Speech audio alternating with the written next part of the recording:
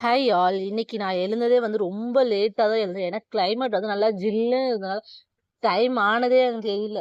காலையில ஒரு 8 மணி, 9 மணி இருக்கும்போதெல்லாம் வந்து காலையில 5 மணி, 6 மணின்ற மாரி தான் இருந்தது. நல்லா ஜில்லுன்னு இருந்ததா கிளைமேட்.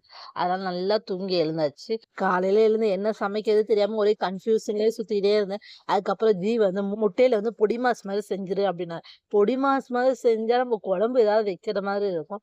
அதனால வந்து முட்டை உடைச்சு ஊத்தி குழம்பு வச்சிடலாம் சொல்லிட்டு அதுதாங்க செஞ்சிருந்தேன்.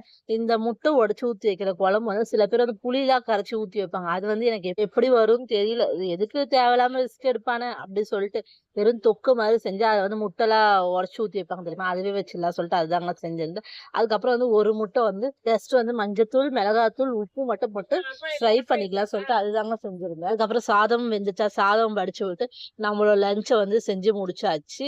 இன்னைக்கு வந்து வீட்ல என்னவோ வேலை கொஞ்சம் கம்மியா இருக்கிற மாரி தாங்க இருக்கு.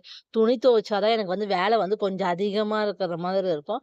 ஜஸ்ட் சமையல் மட்டும் தான. அதனால வந்து வேலை வந்து கொஞ்சம் கம்மியா இருக்கிற மாரி தான் இருந்தது. லாஸ்ட்டா ஃபைனலா வந்து இந்த முட்டை தொக்கு வந்து செம்மையா வந்திருந்ததுங்க. ஓகே, சப்போர்ட் பண்ணுங்க. பை. Thank you.